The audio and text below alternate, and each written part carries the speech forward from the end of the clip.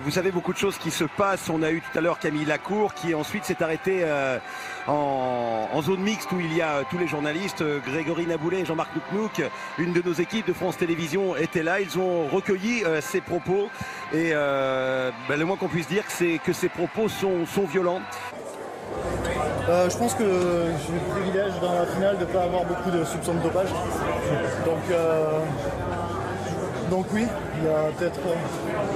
non, je pense que dans cette finale c'est assez clean. C'est vrai que quand je regarde les 200 crawl, ça me dégoûte un peu. Je sens ce qui va arriver, ça me dégoûte totalement. J'espère que la finale va vite réagir parce que c'est une tristesse absolue. Pour rappel, Sun Yang avait écopé de 3 mois de suspension pour avoir pris un produit qui soigne soi-disant une angine de poitrine. Et Fimova, qui a pris la 2e place, elle, pour la Russie sur 100 mètres brasse, a écopé de 16 mois de suspension pour avoir pris un stéroïde anabolisant. Elle a été contrôlée positive au mois de mars au meldonium. Vous savez, ce fameux produit que l'on trouve en Russie et qui est interdit désormais depuis le 1er janvier. Ces nageurs sont là. Il y en a un qui remporte le titre sur 200 mètres après sa médaille d'argent sur 400. L'autre qui gagne une médaille d'argent sur 100 mètres brasse. Alors Camille Lacour, eh bien, il a donné un coup de pied dans la fourmilière en disant que son sport le rendait triste, que l'évolution n'était pas bonne. Heureusement, il était content d'entendre les Chinois et les Russes se faire siffler. Et on lui a posé une question sur Sun Yang que vous voyez. Vous avez des doutes sur Sun Yang. Et là, il a été cru et direct. Il a dit, Sun Yang, quand il pisse violet.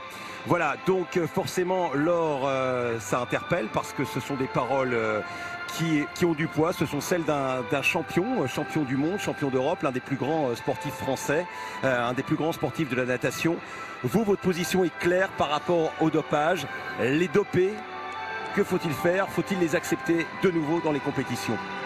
Après, ça ne regarde que moi. Ce que je vais dire ne regarde que moi. À partir du moment où un sportif se dope, je pense que, en tout cas, c'est mon avis, qu'il ne devrait plus prendre part aux compétitions. Et c'est de la triche. Donc pourquoi autoriser des nageurs ou des sportifs qui trichent face à des nageurs qui s'entraînent toute une vie pour avoir un titre olympique et qui n'ont rien à côté? Donc moi, ça me dégoûte. Et j'ai nagé aussi contre des filles qui sont dopées, qui ne se sont jamais fait prendre. Pourtant, il y a des contrôles. Donc de toute façon, après, on peut rien faire. Il y a beaucoup de problèmes à ce niveau-là et moi, ça m'énerve parce qu'on n'y peut rien et c'est comme ça. C'est compliqué parce qu'il y a du dopage. Il y a eu aussi des cas de dopage en France. Frédéric Bousquet a dit, j'ai fait une faute, j'ai pris un produit, on était ensemble à Auburn. Il a été suspendu aussi. Ça veut dire qu'on doit suspendre de la même façon des dopages lourds et des dopages peut-être par erreur. Je pense que ça dépend. Alors après, on va rentrer dans un débat qui est assez compliqué. C'est qu'il y a des produits comme la lysopaïne pour la gorge. Je ne vois pas du tout ce que ça peut faire sur la liste des produits dopants. Donc on ne peut pas comparer non plus des stéroïdes anabolisants, des produits lourds par exemple. À des sirops pour la gorge. Enfin, moi, des sirops pour la gorge, j'en ai pris qui n'étaient pas sur la liste. Mais après, on n'a pas forcément non plus tout le temps une liste avec nous.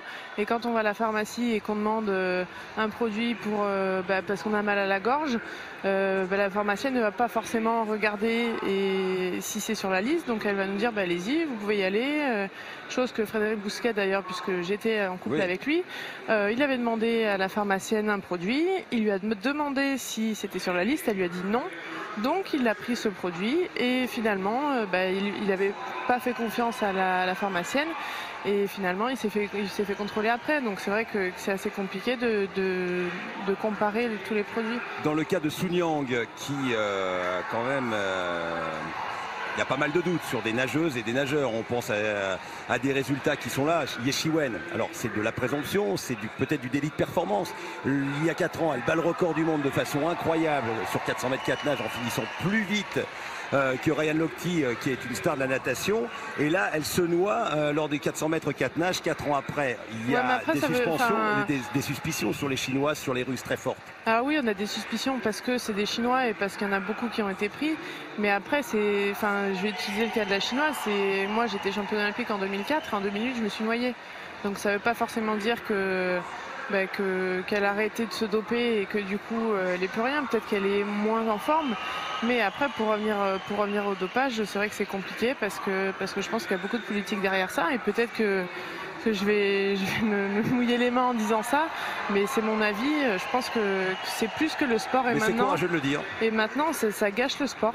Ça commence à gâcher le sport et les gens ne vont plus avoir envie de regarder que ce soit la natation ou les autres sports parce qu'il commence à y avoir de la triche.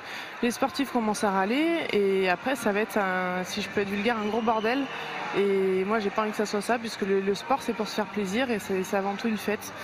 Donc c'est décevant et pour Camille, je comprends tout à fait son choix de parler de ça parce qu'il était énervé aussi de sa course. Donc c'est vrai que c'est... Philippe, vous, quand on entend il pisse violet, c'est du Philippe Lucas hein, dans la forme. Qu'est-ce que vous en pensez? J'ai éduqué ouais. Qu'est-ce que vous en pensez? Parce que vous dites qu'il y a aussi pas mal d'hypocrisie là-dessus. Oh, mais moi ça m'intéresse pas. Je suis là pour voir la natation, je suis pas là pour parler du dopage.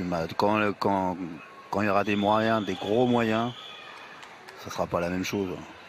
Voilà quoi. Et puis après moi ça me fatigue. Donc, mais il faut faire le nettoyage pour qu'il y ait... Mais ça a toujours existé, mais il faut arrêter. Ces discours, ça fait 50 ans qu'on les entend, ça. Vous me faites marrer, là. C'est pas d'aujourd'hui.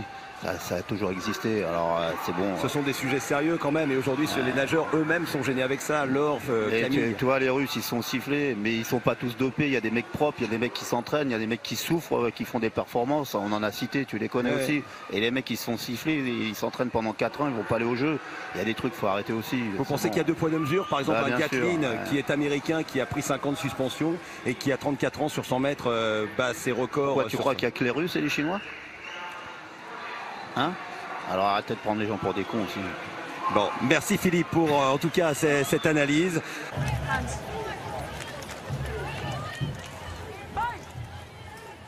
Merci Philippe Lucas. Propos choc, vous l'avez entendu. Tout de suite la suite de vos programmes sur France 3 avec le journal régional.